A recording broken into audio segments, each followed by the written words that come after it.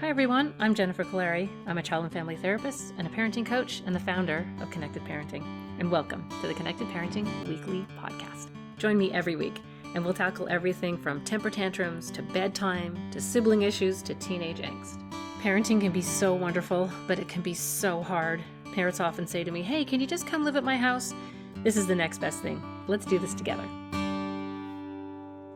Hi, everyone. Welcome back. Thank you so much for joining. We're going to try something a little bit different today. I have a very special guest and someone who I'm hoping will pop on fairly regularly.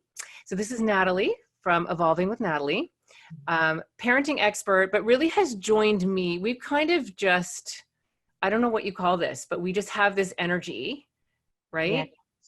Yeah. And yeah. So yeah, like what I love about our interactions is that we really do. We kind of marry your experience with parenting experience from my side, and we just kind of merge into really helping parents out this day and age, especially in this crux of old parenting paradigm with a new one, and really helping to awaken parents up to how they can really connect with their kids. Which I love. So we've got this amazing, it's just working. So, and also in this crazy time. So I'm going to invite you occasionally and maybe quite regularly to pop in and help me with my podcast, because I want to bring that awaken. I want to bring connected parenting to people. And you're really the voice of parents, and you help me a lot online in the course. You're pretty active in the online community at Connected Parenting. So you really are in touch with the questions people have and the stumbling blocks and the difficulties that people have. So and the failures right from first, I can say right from experience, which are they're learning opportunities. Exactly. Listen, and I'm very open about my parenting blunders and failures too. I think that's where we learn, right? It's that, and the whole method is really that empathic response, then the empathic failure, you blow it, it didn't work, and you go back and you repair, which I actually think is I think it's so important to embrace the perfectly imperfect parenting, because we're making ourselves crazy trying to do everything. And with that, we thought we'd talk about back to school, right? So everyone's trying to do this perfectly, but nobody even knows, first of all, that's impossible. Second of all, what does that even look like? So let's have a conversation about that. Yeah. And I just you just nailed it on the head when we talked about it. Like to me, the biggest thing that helped me move forward in parenting is just being comfortable with failure, quote unquote failure, and not having it perfect. And to your point, we're all in this together. No one knows exactly what is happening with back to school. Some are staying home, some are going and doing online, some are going into school, some still don't know, some don't have a choice. So there is a lot of uncertainty. Yeah, and there's a lot of uncertainty and angst. Yes. And yeah, exactly. And because of that, this is an opportunity for parents really to kind of get comfortable with uncertainty so that we can really be the oak tree for our kids and our families. Yeah. I love that. I love that. So, okay. So Natalie, you're kind of and you're part of the Connected Parenting team, which I love. And I'm so happy to have you on board. And you're kind of in touch with what parents are struggling with. And that's a really good, kind of outline of what people are going through. And so, and I'm also finding that parents they're confused. Kids are confused. So I speak to a lot of parents and kids, and children are saying to me, "I'm afraid to wear a mask all day. I'm scared to get the virus. I'm scared to give it to my mom or my dad or my grandparents." They've also been home, comfy in their houses, like not really going out very much, not even going to stores and stuff very much. They've been outside. So there's quite a number of children who weren't really nervous about being in crowds before and weren't nervous about being at school and didn't have, social anxiety to speak of, who are really having a hard time right now. And I work with clients from all over the world. So some kids are already back in school and have been for a couple of weeks. So I sometimes can get an insight into how it might go, right? Some aren't going for another couple of weeks. I know in Toronto, they've delayed the school date start. Lots of private schools have delayed starting dates. So that's crazy. And then, so some kids are going every day, that's full classes, masks and social distancing. Some are not doing any social distancing. Some are home one day, at school the next day. And then you have parents that have one kid doing one thing another kid doing another thing. So it's a little bit of A dog's breakfast. it really is. It really is. So we're going to try to really tackle that today and give you concrete things that you can work on and think about and feel more confident going into this really uncertain time. Yeah. And I think it's also important for us to say, again, we're all in this together. And as parents, the first thing we need to do is just remove that judgment of others who may not be doing what we think is right, or what we're going to be following, or what we're capable or able to do. So let's just have a little compassion for everyone, because this is unprecedented times. It's unprecedented and it's very complex. And I love that. So the truth is there is no right or wrong answer. That you just have to go with whatever your gut is telling you to do. And you have to respect that. And whatever other people are doing, you have to really reserve that judgment and just support each other. I really think that's such an important piece. Parenting is so hard, let alone in a pandemic. And we can sometimes judge each other, and we really just need to surround each other and help each other. Yes. Really. This is where the village that is not really part of many people's parenting circles. This is where the village, the communities, the leaning on each other can really start to come back into play, and we can start to trust that again and help each other out. So, having said that, so that, some kids, and every kid is different. That's the other thing. Like you just said yourself, some kids, if you have a couple of kids and one of them is A-okay to do homework, no problem. They can sit down and just plow through it. Some kids, not okay with that. They need absolute hand-holding. They don't want to listen to their parents. They're upset with this whole situation. A lot going on. So some of the parents have been asking, what should we focus on when it comes to schoolwork? And this is very relatable to homework as well. So if you're listening to this outside of the pandemic, homework is the same sort of thing. What should we focus on? What should be our goal when it comes to that, especially with gladiators? I know we always talk about gladiators quite often, but what should be our focus on? So that's a really good question. And whenever I answer parenting questions, I always start with a kind of broad answer. I like to pan back the lens, and then we can sort of get more specific. But the biggest thing, and this is true no matter what is going on in the world, if children don't feel limbically connected to what they're learning, if they don't feel, comfortable taking risks, if they feel like they're being judged all the time, they're going to shut down a little bit. There are children who thrive and are super competitive, and they can internally go with that. A lot of kids don't. In fact, the majority of kids don't. This is where we get into the mindset, Carol Dweck's work, right, around having a growth mindset. So the biggest thing is, and this is so true for gladiators, helping your children understand how valuable, and we were joking about it a few minutes ago, but not, like how important mistakes are. Failures. And so when you're, cooking and you forgot an ingredient or you missed a meeting, or talk about that and say, look at that. I just made a huge mistake.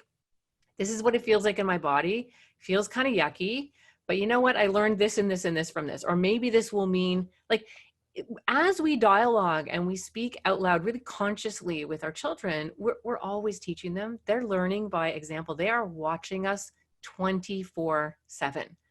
So if we make a mistake and we're like, I'm such an idiot, I can't believe I did that, then they're going to be, she's mad at herself for doing that. So what's going to happen if I forget something? What's going to happen if I make a mistake, right? So it's really thinking about how you set the tone. And you and I talk about this all the time, that it's not just connected parenting with your kids. It's connected parenting with yourself. Right? Yes. And I was just going to say, this is the relationship with yourself, and specifically your childhood upbringing.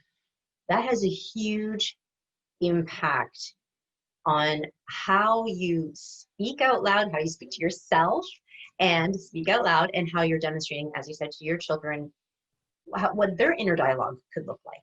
Yeah. So if you were reprimanded harshly for quote unquote failing, again, that's your inner dialogue because of your experiences, and now you're showing up. So how can we, and you mentioned, consciously sharing that with your kids, how can we first of all make sure we are coming from, again, just a little bit of a place of neutrality there, like just recognizing, oh, I was a, yeah, maybe just. Right. Well, and what's really interesting about this is that all of this is a practice, right? You're not just going to decide, oh, I need to be aware of how mean I am to myself, and then you're going to be able to do it. It's not that simple. It's gently and with compassion, and sometimes using the calm technique on yourself in your head, right? And vowing, you know what, I blew that. I had an opportunity that morning to really like out loud own that and be aware of that and be conscious of that and talk about that with my kids. And I blew it. But this is the beauty of connected parenting. You go back and you say, you know what, this morning when I was so mad because I missed that meeting and I was stomping around and then I got mad at you, I was feeling that in my body. That was so overwhelming. And my brain was telling me that was a much bigger mistake than it actually is. But you know what? I went to work and this happened instead. And there are no mistakes. There's opportunities, right? So it's, first of all, just kind of letting that go, that you can do it perfectly. So the first step is compassion to yourself. The second is just awareness. Just start to be aware. And when you blow it, and we all do, and I do, you go back and you repair it. And in the repair, there's this moment where you have, you know, the oxytocin flows and you have this connection and the kids have this look in their eyes like, oh, mommy, you make mistakes too, or daddy, you make mistakes too, and they're okay. When you feel that happening, your brain is going to remember that. It's going to log that. And that's information that's going to get integrated. And then it's going to get easier and easier to go, I can feel myself doing my thing. I can feel my childhood trauma rising up. I'm aware, and just being aware. And not being unaware and, oh, you idiot, you've read so many books, you know this, like how much, it's not that kind of awareness. It's like, there it is again. Because the compassion needs to take place. You need to have self-compassion there. And like, that's so key. Again, the relationship with yourself in that is so key, having the self-compassion, because this is a practice, as you said. And for some of us who are in our 40s, I won't say who, this is, I've been a certain way for so many years. Yeah. And it's my default way, right? This is the way that I know that I'm most comfortable with. And especially in the face of uncertainty, we tend to default back to what we are most comfortable with, which aren't necessarily the practices we want to move forward with in our parenting. Well, and sometimes it's not even what we're comfortable with. It's just what's familiar. These are brain firings. These are consistent. This is the way that our brain has wired itself habitually, right? And if you can actually step back and say, oh, this is a brain firing instead of me being an idiot, right? Finding these little ways to just pan back is really, really important. And what I love about this is the more real you can be with your kids, the more self-compassion you show. Now you're setting a climate. And this is see how broad this is, but we started talking about homework. Yes. But look at the climate now for making mistakes, right? Look what we're paying attention to and what we're changing. And often parents will say to me, what if I do this and my husband won't? Or what if my husband does this and I can't? Everyone can keep working on it, first of all, and being aware and sort of waking up to this. That's important. And the second thing is, even if one parent is doing it and the other one isn't, at least they have that. Now they have two different things that you're looking at, right? And it's important. I think it's important to notice, like, even as you said, even if your partner is not, or grandparents, whoever else is in the picture, that is, you cannot control everyone else. You can't. Yeah. Stop trying. You can't. Stop trying. Exactly. And B, you can be the leader and learner at the same time. And like you said, you really are just providing a different perspective for your child to lean into. Yeah. And if we were to break that down, it really comes down to parenting your child and parenting yourself from a place of love. Not fear. Oh my God, this homework has to get done. What are we doing? Versus, you know what, this is so hard. I get that this is hard. Here's how I'm going to support you. I love you enough for you to be mad at me, but here's the homework time we've got scheduled, and must do's before can do's, right? You can be very structured, but you can do it from this place of love instead of fear. The minute it's fear, you're going to get behind. My parents would never allow this. You know, the minute it has that energy, you're already adding something completely, overwhelming to the mix, and kids are already overwhelmed, right? Yes. So now we'll take it down to the next level, because that's the broad answer, right? So and we'll come back to all of these themes. I always do in my podcast, but really something to be thinking about. And because it's the beginning of the year, it's nice to set those intentions, right? To just be kind of aware of those things. And if you're learning about connected parenting and you're talking about it with your sister-in-law or your best friend, hold each other accountable, right? Talk to each other, have conversations with how you did this week, trying to be okay with mistakes and all of that stuff. But these are beautiful opportunities for your children. So the next level is really structure. So Natalie, you know this, connected parenting is a pretty balanced model. So it is about, being aware and being awake and being conscious and empathic and focused on emotional nutrition. Yes. But equal to that is being a good frontal lobe, right? You are the frontal lobe substitute. You have to motivate, organize, prioritize, structure, take perspective. Your child doesn't have a brain that can do that yet. They won't till they're 18. But yeah, I've seen results that sometimes it's up to 25, age 25, age even 30. So you really are truly their frontal lobe substitute. And that is so key, because we are helping to create the frame of mind for them to really deal with the problem solving. Everything that the frontal lobe is supposed to be doing, we really are able to help them frame that. And we have to, right? So that's why it gets so confusing in the parenting world. It's sort of, how can you be those two things at once?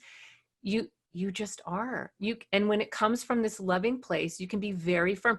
The best way to think about it is if your child needed an antibiotic and they didn't like the taste of it and they didn't want to take it, are you going to say, oh, I don't want to make him take it, he really doesn't like it? No, you're going to be, all parents can do this. We just don't realize how we can do it. It's like, I love you enough to take care of you. And if you hate this medicine, you hate this medicine, but you're taking it because there are much bigger implications, right? Yes. So it's finding that place.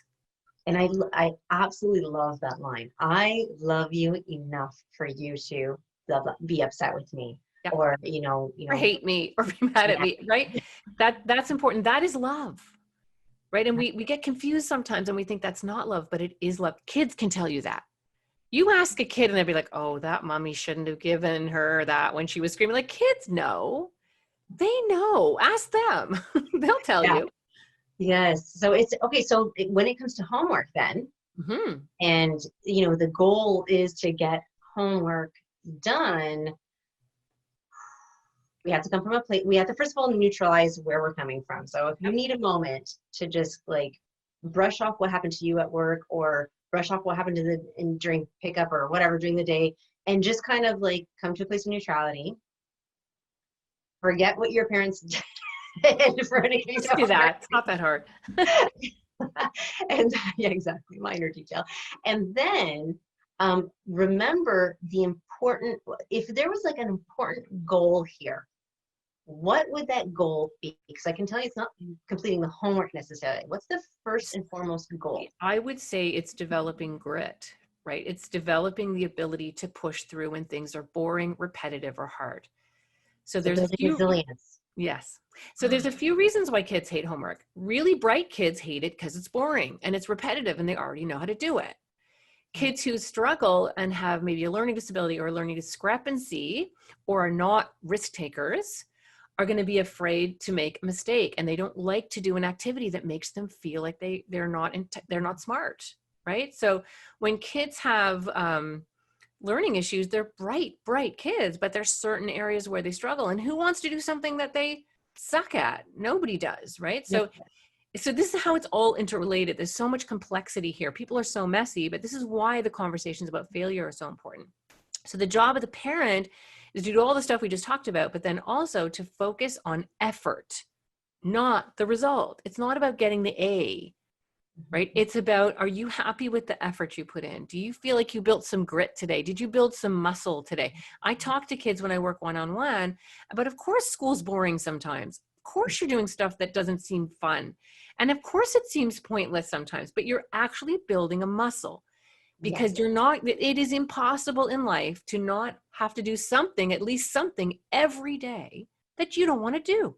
We have to do laundry. We have to mow lawns. We have to do bills. We have to do our taxes. You're going to have that muscle.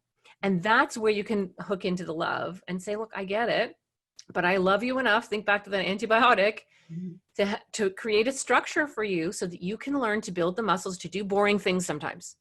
Right? Yes. And that's what it comes down to. Now, kids also will often rather fight with you and start a whole commotion than do their homework. That's actually preferable. And that's right? part of the adrenaline hit that they, depending on your dynamic with your child. Yes. Yeah, they're getting a hit of adrenaline, which is basically like the same medication you take when a kid has ADHD. They get sort of the frontal lobe lights up. You're a dish rag on the floor. You're exhausted, right? But then they do their homework. So here's a couple of things. That neutrality is important. You cannot be doing that. When you get into the homework cycle and you start the screaming and yelling and there's a giant homework battle, you are reinforcing that dynamic, first of all. Kids, nobody learns well like that. The frontal lobe is now shut off. Your midbrain is taken over. They're in a state of fight or flight. You're in a state, nobody's learning anything. So you do have to do what I call dart in and dart out. Right? Because sometimes they want to just know you're there, but maybe you're beside them doing something else, or you're close by working on your emails, or you're doing something from work, or you're researching something, or you're buying stuff online. You're doing your own thing. And then you can dart in and dart out. Right. You're still there as a support on the child's, I don't want to say like when they need it. So when they need the support, we are there for them. Exactly. And so it looks something like this. You lay it out and you say, here is your homework time. This is very important to have a scheduled homework time, which is probably going to be different every day based on different programs that kids have. But you have the homework time. They have a quiet space to do their homework, and it's on the calendar. So we'll do another podcast on this, but having a really good calendar that has everybody's activities, all the stuff everyone's doing in different colors, and it's right there. And part of the day is to walk them towards the calendar to say, here's what today looks like. Children love this. And gladiators absolutely need this. They need to know the structure. They need to know what it looks like. Okay. And I just want to help differentiate here a little bit about, and again, we can talk about this another time, but we're not overscheduling. Here, let me put it this way. The purpose in my mind of the schedule is to, like you said, provide the structure and the safety. Yes. I've got you. Like this is what we're going to do. And here it is. And it has to be a big calendar, not a little puny thing on your fridge. I mean, go and get a big one. I don't know why it makes a difference, but it does. And then you're right. It gives them safety. Things now become predictable, especially for gladiators who are overthinkers or kids who have ADHD. They're trying to keep all this in their head. We can't even keep this in our head, right? So they're trying to keep it in their head, and that actually causes them to have anxiety. So when you literally walk them, say, this is what today looks like. This is what the schedule looks like. And things like dentist appointments and haircuts, so they know a week ahead of time what's happening, will make a huge difference. That needs to be part of the back to school philosophy, right? Okay, now we talked a little bit about attachment to those things, because life happens. Yep. And sometimes things just happen. Your kid has a bad day or whatever, and they don't want. So, for example, that's a really good point. So as you're setting up the schedule, you can tell them that it could even say that in gold lettering, subject to change, right? Yeah. So that they know that it's not. Obviously, life happens, but there needs to be a basic amount of structure, just as a baseline to calm kids down. So then on that calendar is homework time. And it's right there. And depending on the age, and go by the recommended amount of homework. So if your kid, I don't know, whatever grade they're in, and they recommend half an hour homework, or it's 45 minutes homework, that's it. That's the window. They get done what they get done in that time, right? So if they've spent half of it rolling around on the floor screaming and didn't get it done, you don't fight with them. You don't argue with them. You send a note to the teacher, hey, we're having a little bit of hard time with homework. We're going to get our routine in order, but right now this is all that got done. Let the teacher deal with it, right? And the teacher can have a conversation with the child, or maybe they have to miss out on something until their homework is done. I don't know. Let the teachers are great about, teachers will tell you this. Don't get into homework battles with your kid, Okay, so let's just go back here. Let's say your child is rolling. Let's say they know that it's only Mm-hmm. a 30-minute slot and they spend, because they want the adrenaline hit. Let's just say that Yep. they spend that time rolling around Yep. and you're like, okay, you want to Homework focus window's on, closed. right. Yes. And you want to focus on the effort, well, how did you do today? And how do you feel like Did you how put did you the effort do? in you feel good about? Yeah. Yes. So what happens if they don't complete the window? So this is where must do's before can do's come in, right? You have must do's. Maybe it's a little chore, maybe it's homework, maybe it's practicing an instrument, whatever it is, that is your must do. And when you complete your must do, you get your can do, which is video games, whatever else they're doing, right? And when the homework window closes and they didn't get stuff done, they don't get their can do. If they got most of it done, then they get some of their can do, right? You connect it. This is cause and effect. And this is where you don't start fighting and screaming. You're like, hey, I gave you lots of opportunities. I darted in and darted out. I used the calm technique. I helped you, and you still kind of rolled around and didn't get anything. We'll figure it out. This is it's the beginning of the school year. Let's see how it goes. But our goal is to get really comfortable and get as much done as possible in our homework time. This is how it is. I'm going to send a letter to your teacher saying you didn't get it done, and you don't get your can do's now. But very neutral, right? Very, very neutral. This is how kids build that muscle. Yeah. And I was just going to say, you want to make sure that there's no blame. There's just cause and effect. That's it. Very simple. And that's where the space of neutrality needs to come in. So you're not blaming. You're not saying, well, had you done it, you would have been able to do this. And but you can say that, but again, in a very loving way. It's like, oh, it sucks. You can't do that now. Yes, you do all the mirror. I know it's so hard and it looks so impossible and there's so many other things you want to do. I totally get it, but I love you enough to help you build this muscle. And this is something that's really important for you and it's really important for your brain and it's not going away. Like this is your life till you're 23, right? So it's that kind of conversation. And then but reminding them, we're going to keep working on this. This is a goal. We're going to get better and better and better at it. We're going to get to a point where you're much more efficient in your homework windows and you get your stuff out of the way. And then you get to play your video games and feel great. Yes. Right? Because the other piece, when we're wishy-washy about this, then you're building procrastination, which is a whole other podcast, which I actually have one on. So if people are interested in finding about procrastination, go back and look in some of the earlier episodes.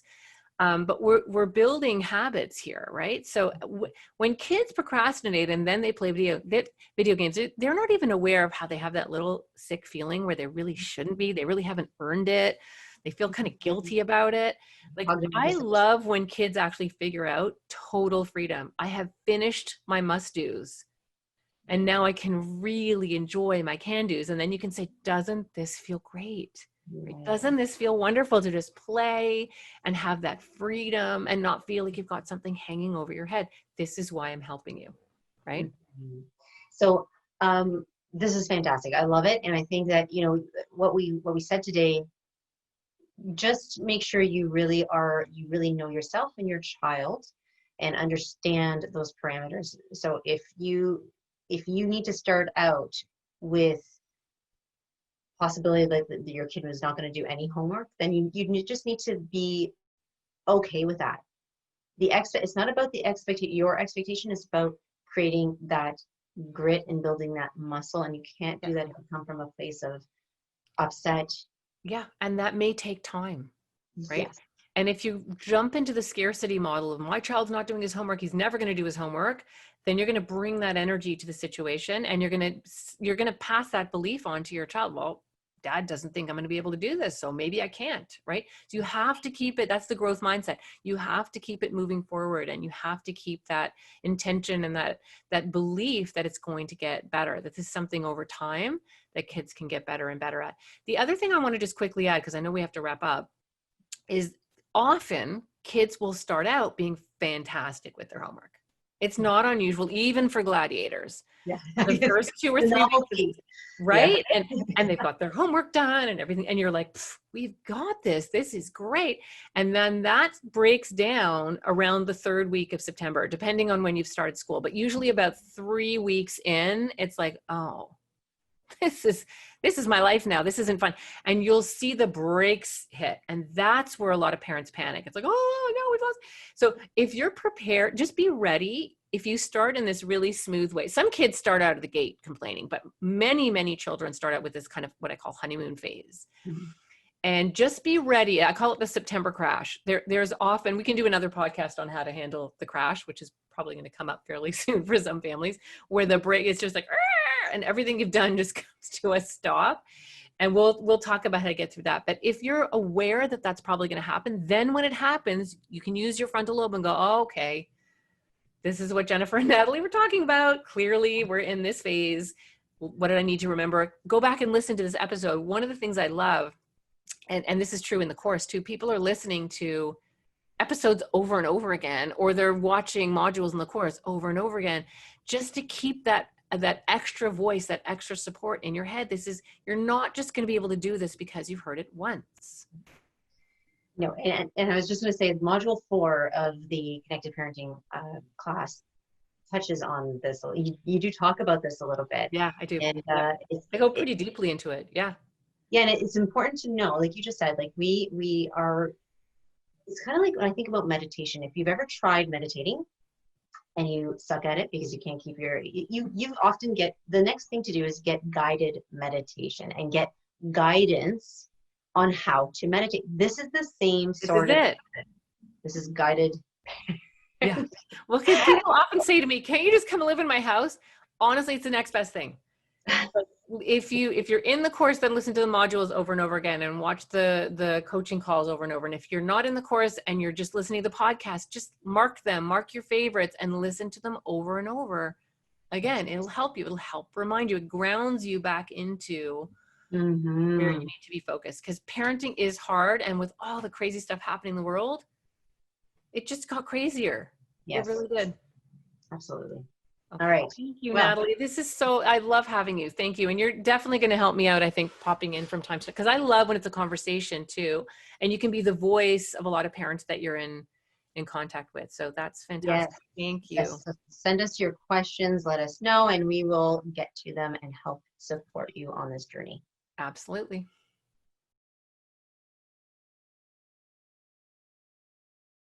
You're going to be the snotty, like, teenager. You're going to be just pissed off, ticked off with the world. And I'm going to be a typical parent. So the setup is with a teenager. So, and it's usually teenagers that are non-communicative, although little kids can be too. So be thinking about both. Maybe we'll do like a tween, just so we help both groups. Okay. Don't worry. I'll play really nasty little person. Okay, perfect. Okay. And then the other thing too is that a person who's like that is afraid.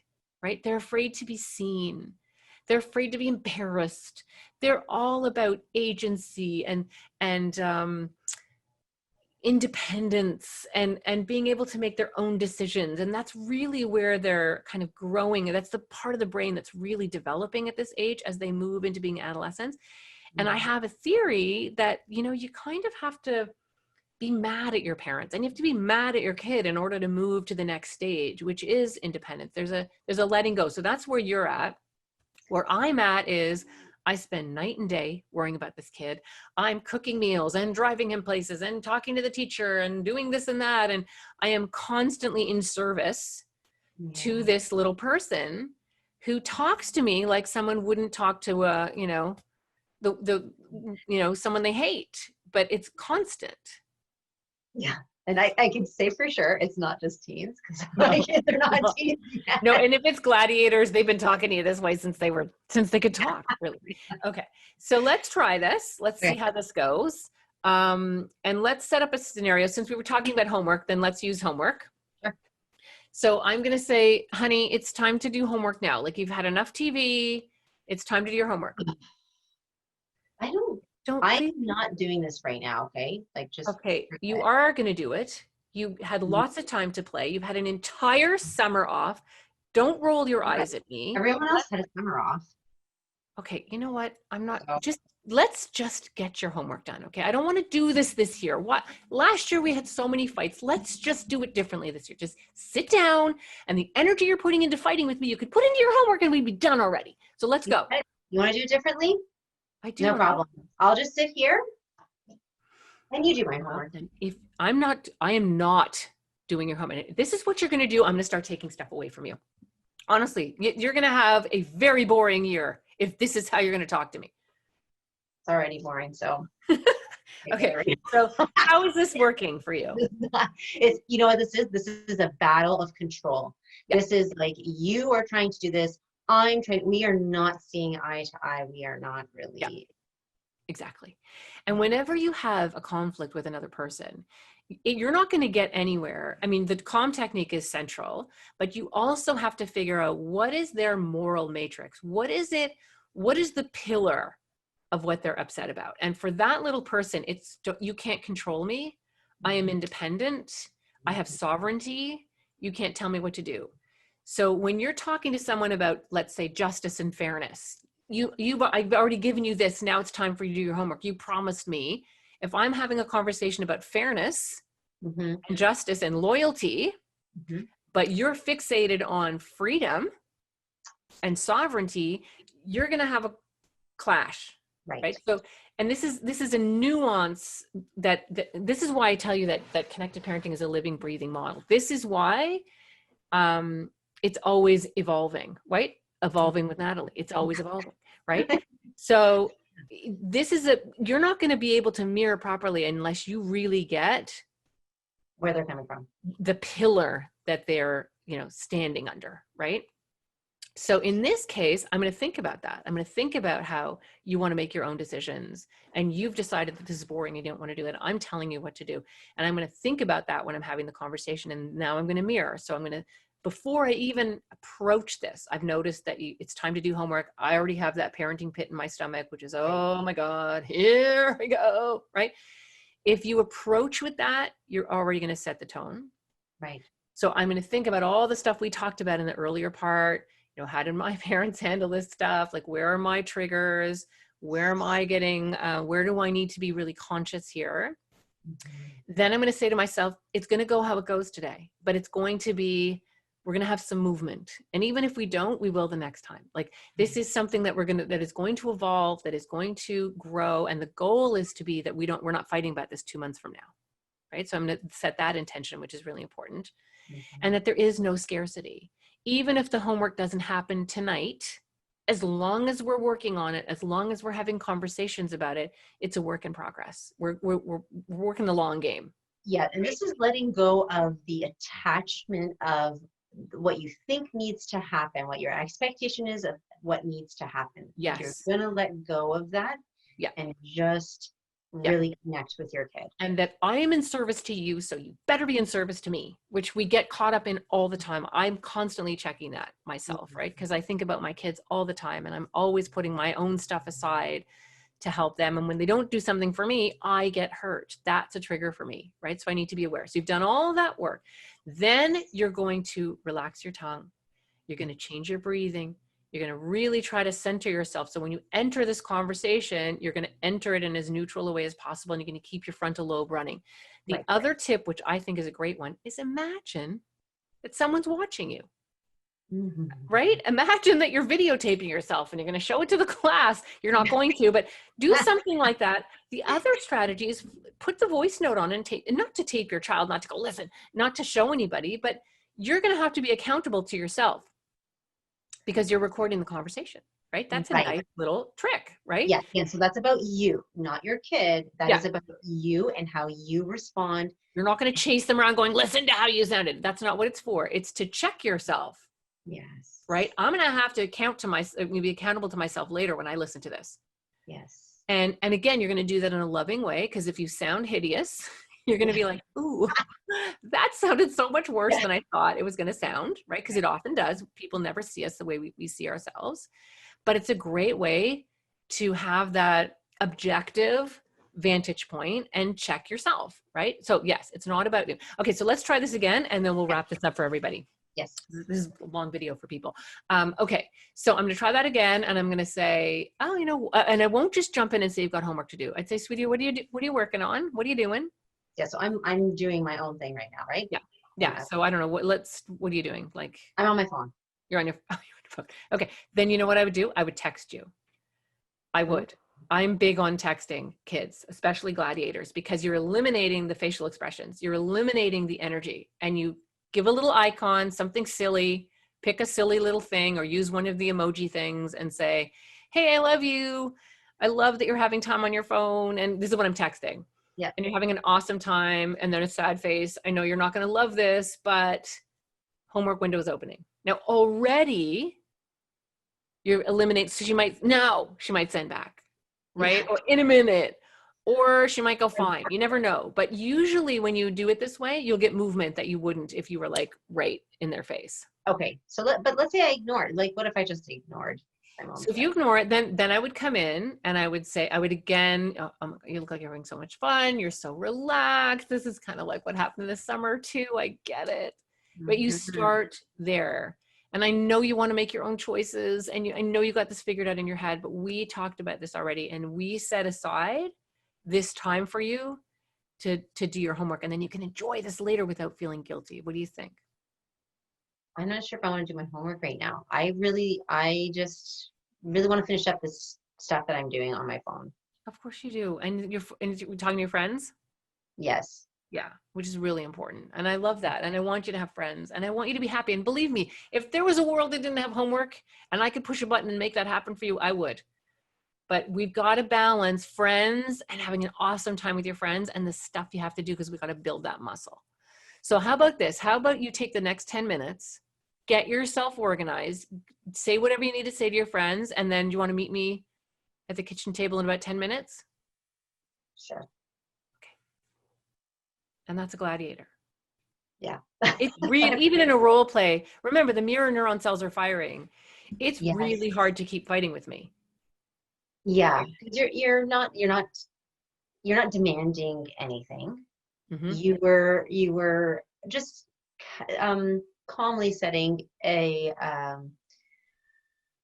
reminder of what was already agreed upon, And that we're working on this together. And I get it, right? That energy is really important. Now, you will have gladiators who will not come 10 minutes later. Right. And then you come in, and this is where you can mirror again. Always start with the calm technique and then say, look, if you're not starting your homework, if you're not at the kitchen table or in the homework spot, whatever it is, and if it should not be their room. If they're much older teenagers, then it's their own business and they can do what they need to do. But if they're kids, they should be in a central place, right? Somewhere quiet, but somewhere, where you can see what they're doing. It just makes it easier. And then you can be off to the side doing your own thing. And that's when you say, if you choose not to do your homework in this window, I will be emailing your teacher saying you didn't do your homework, and screens are off for the rest of the night. Done. Sure, I hate you. And they might be yelling at you, and then just walk away. Like, they're just going to fling stuff at you. And then just tell yourself, we got to ride this out, because we're developing this pattern, and I just have to hold my ground, and I need to do it. And then you pull the internet, or you say to them, your phone needs to be on the table in 10 minutes. If it's not there, you don't just lose it for tonight, you lose it for 2 nights. So, and right? I really, there's something that you often say about giving them a voice of confidence. So in that, I believe in you. Yeah. So like, I know you can do this. So, let's go at the table. And I know you really want to, yeah. Yep. And the other piece, and then we'll end it here, is that gladiators will always oppose you in the moment. So it is much better to give that message of confidence. I know you're going to make the right choice. I know how fierce you are about things. I trust that you're going to do what it is that you need to do, and I'll see you in 10 minutes, and then walk away. Yeah. They will almost always come if you do that. If you stand there demanding that they come with you, then it's this again. It's this again, and the battling, and it's not going to work in your favor. Yeah, exactly. Well, thank you. This is good. This is how we can get into, because you really represent what parents are thinking about and struggling with. And I think that's my dog's scratching at the door. So it helps us get into kind of a deeper level. And then you were telling me that you've really enjoyed hey, where'd she come? The playground, the parenting playground, which people forget about, right? Yes. The parenting playground is there, and it's live, and it's actors. Yes. And I found it very, well, first of all, it's a little entertaining, which is pretty great. Funny. Yeah. We had so much fun doing that. We laughed so hard doing that. Yeah. It was great. And it really did give like real life examples of what you can say. And I think that's where, we talked about this before. This is where people get stuck. Parents get stuck because they don't know what to say. Yeah. So Yeah. You these can are, build that library, right, of phrases and dialogues. And the more you see it, the more you integrate it. So I want to remind people that it's there, because not everyone realizes that it's there. yeah, So and it's a lot of fun. yeah. Yeah. Yes, Good. go check it out. That was end of module 3. So go check that out and learn some phrases, practice some phrases. Awesome. All right. Thank you, Natalie. Thanks, everybody. Keep working on it. We will. Talk to you soon. Bye. Hi, I'm Barrett Kaleri from Connected Parenting. I hope you enjoyed our podcast. And don't forget to check us out on the web at connectedparenting.com and like us and follow us on Facebook.